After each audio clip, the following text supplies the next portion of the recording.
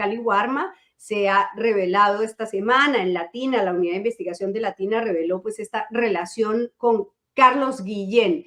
David, cuéntanos cómo es esa historia de este hombre, Carlos Guillén, que parece tener relación con toda la cúpula del poder, el ministro de Educación, ¿no? Y la presidenta directamente. Lo que ha revelado Christopher Acosta de la Unidad de Investigación de Latina es que este señor Guillén había intentado sobornar a la principal testigo del caso Jaliwarma, a la señora Noemí Alvarado, y señalan que ya hay un audio de 25 minutos de una conversación entre ellos dos, entre Guillén y Noemí Alvarado, en una conversación en la que él intenta presionarla, decirle que consiga información sobre el caso Jaliwarma, y además ese señor Guillén aparece en el registro de visitas tanto al Ministerio de Educación como al Ministerio de Desarrollo e Inclusión Social, o sea, que tendría además vinculación con el señor Morgan Quero y con el señor De Martini. El señor De Martini ha negado haber sido o ser amigo del señor Guillén, pero parece que sí han tenido una relación, entonces eso complica la situación y acerca además el caso Jaliwarma cada vez más hacia la figura de la presidenta Dina Boluarte.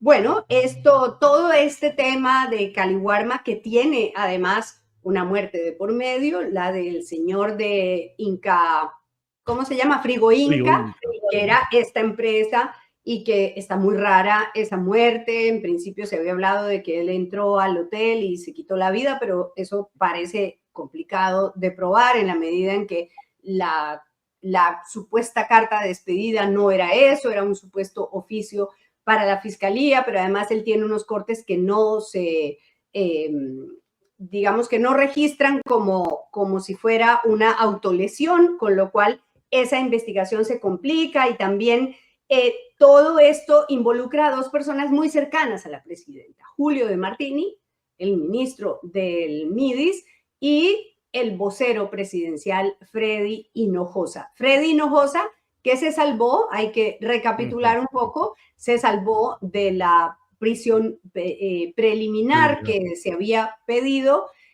porque pues el gobierno no publicó la ley y sigue sin publicar la ley mediante la cual el Congreso reversó una decisión que había tomado, que era eliminar la prisión preliminar, complicar las condiciones para dar prisión preliminar, y bueno, a él, en virtud de esa ley, la justicia pues rechazó el pedido de prisión preliminar. Complicado que la gente en el entorno de la presidenta esté en ese lío tan grande, ¿no?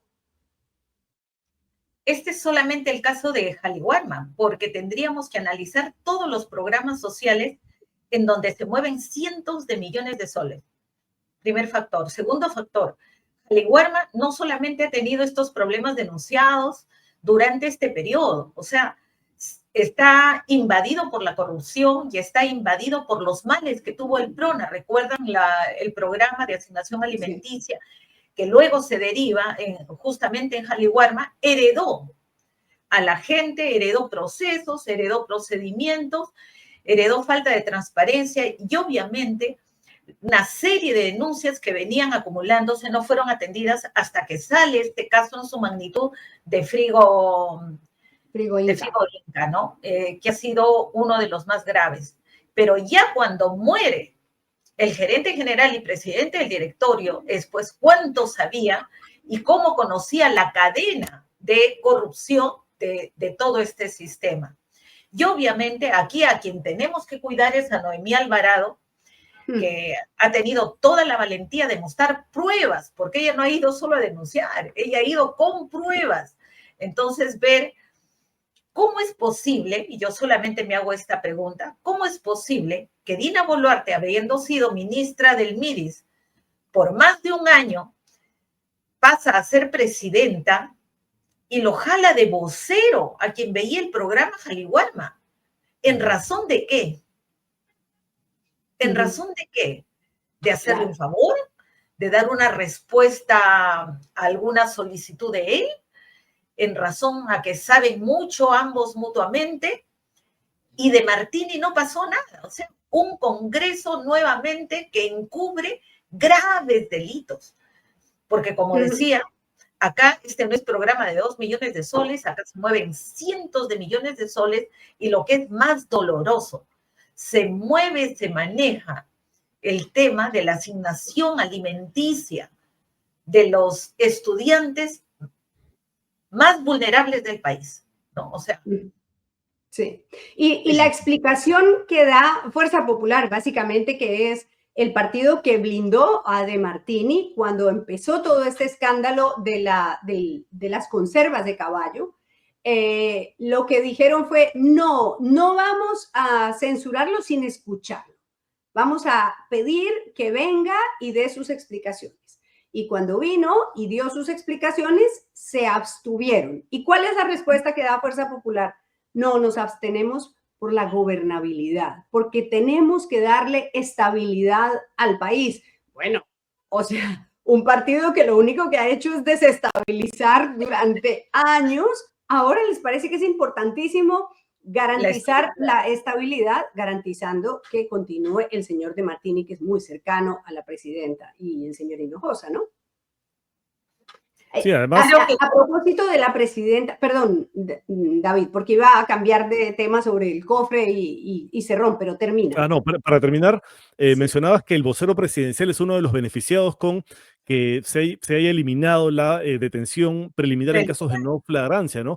Y ahora que tanto se le pedía al gobierno que promulgara la ley, ya salieron a decir que tienen observaciones, que la van a devolver al Congreso con observaciones, lo que significa que tiene que retornar a la Comisión de Justicia, pero el Congreso está en un receso hasta el mes de marzo. Entonces, ¿qué va a hacer el Congreso? ¿Va a convocar una sesión extraordinaria para ver este tema o van a esperar hasta marzo y esta ley va a seguir vigente como está, beneficiando a más personas acusadas de delitos graves que están quedando en libertad gracias a que, como no son detenidos en flagrancia, no se les puede dar una detención preliminar?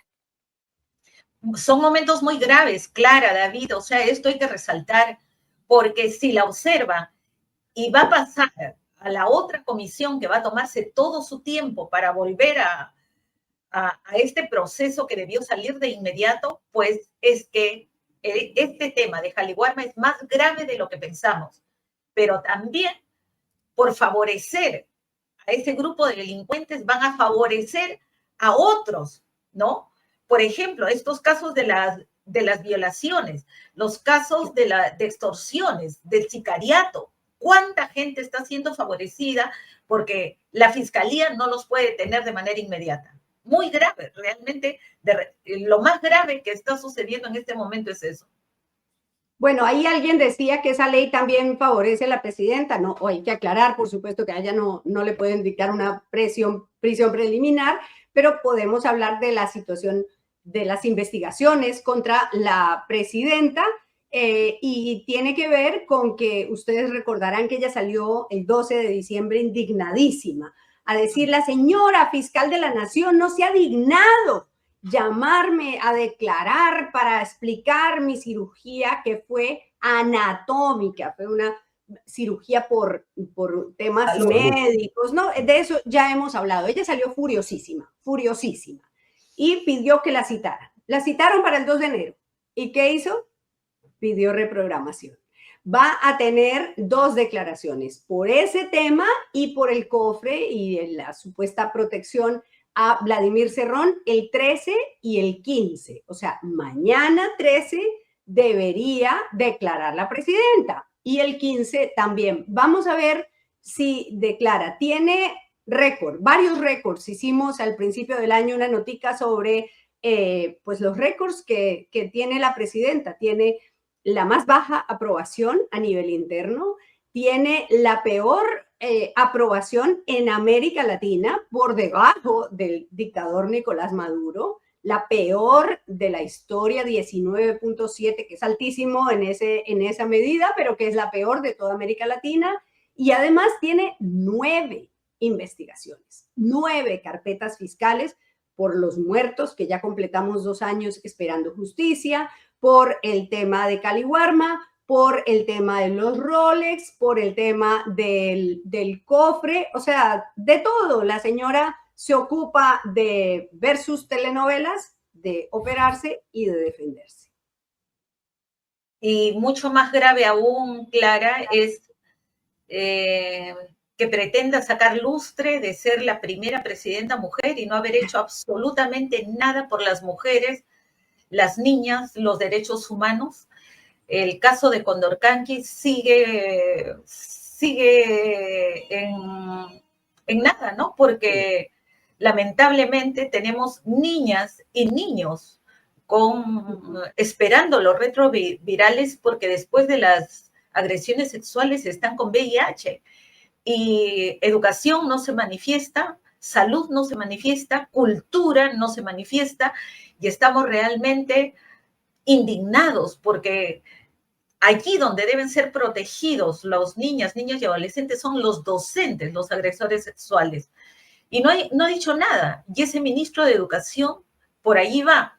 Entonces, más allá de todos estos récords que tiene y más allá de todo el lodo de corrupción en el que vive, los temas sociales han sido relegados.